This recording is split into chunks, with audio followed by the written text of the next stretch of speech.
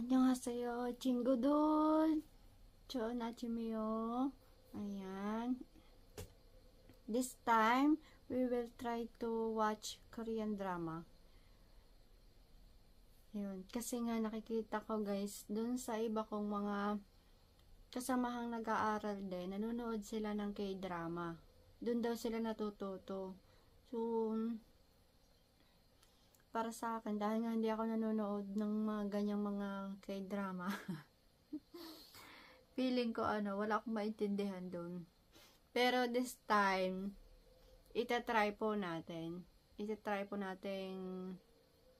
manood ng isang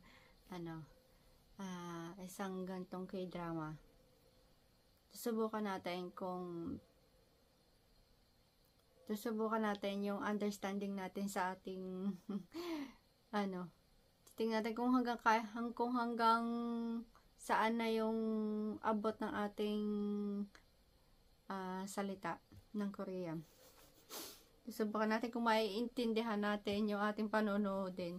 So, if ever na hindi natin maintindihan, isusulat natin dito sa ating notebook. So, okay guys, let's start na. Kasi gusto ko talagang matuto talaga na matuto at makaintindi ng Korean language. Kasi mahirap guys magtrabaho sa isang lugar. Mahirap makipag-communicate sa mga tao kung hindi tayo talaga nakakaintindi ng Korean. So, akala ko dati, kapag nakapasa ka dun sa, nakapasa ka sa exam, nakarating ka ng Korea, tapos na, hindi pala ganun, guys. Ngayong nandito na tayo sa Korea, tuloy-tuloy pala ang aral natin. Nang katapos ang aral.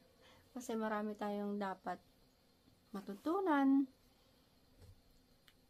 Kailangan nating, marami tayong dapat alamin. Kapag once na nandito tayo sa Korea guys, lahat ay aaralin. Siyempre, foreigner tayo dito sa kanilang bansa.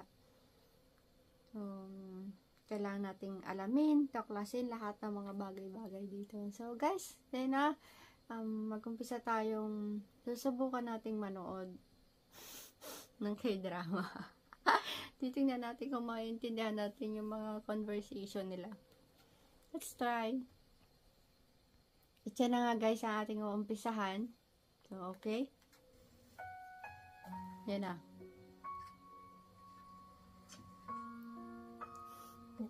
뭐지? Muji. Muji yung sabi niya. Muji daw. So, isusulat ko dito, Muji. Ang pagkaintindi ko sa Muji, mo, di ba sabi niya, mo, what? So, what siya? Muji, what? Try natin yung susunod. 저 어떡해요?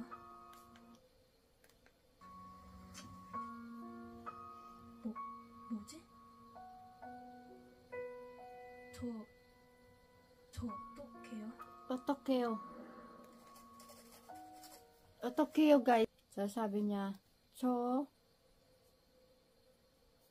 otokeo. Oh. Toke. Ano yung sabi niya, guys? Cho otok. Sabi niya, cho otokeo.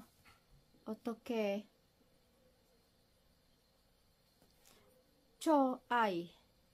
So, otoke. Otoke. What should I do? What should I do? Pa naman sunod?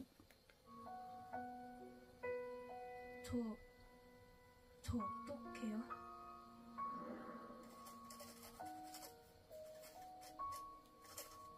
18.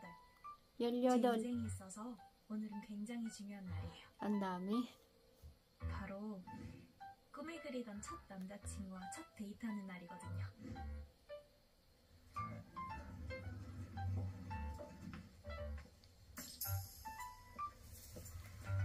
어떻게 만났냐고요?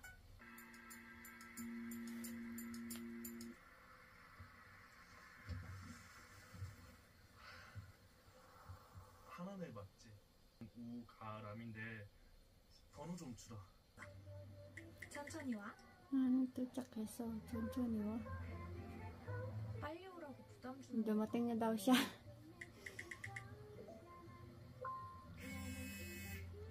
세민이? 여보세요?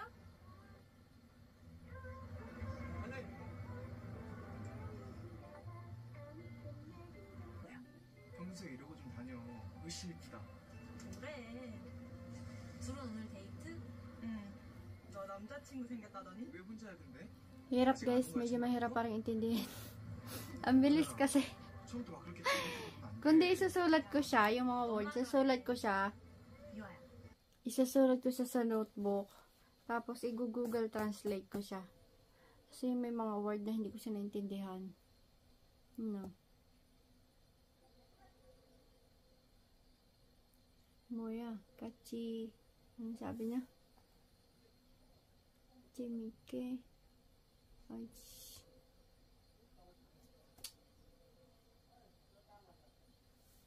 hindi ko nahagip guys yung iba.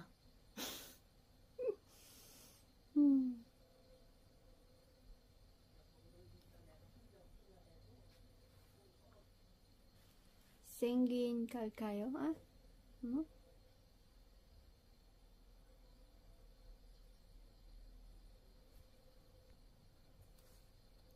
Ajik an wana.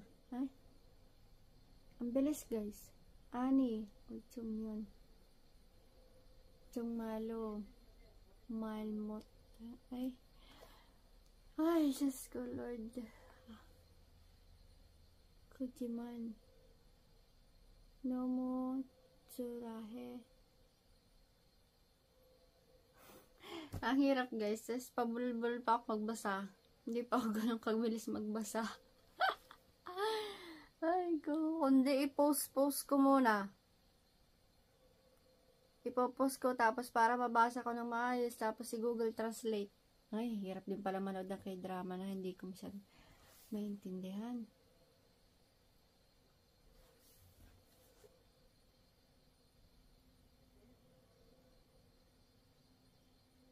Gusto ko naiintindihan ko yung mga salita nila. Ay, chungmal, chugulash. Yan. Intindihan ko pa yung maliliit na word. Diba, oh. Ito kayo.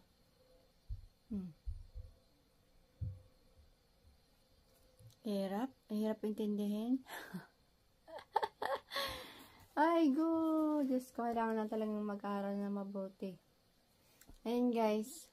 So, ayun, guys. Dahil first time nating manood ng K-drama, parang kada mababasa ko doon, ita-translate ko sa Google. Google Translate. Guys, mga chingo, ano yung ginagawa niya para matuto kayo? Dito rin ba sa K-drama? Kasi sabi ng iba dito doon sa K-drama sila natututo. So, any tips guys?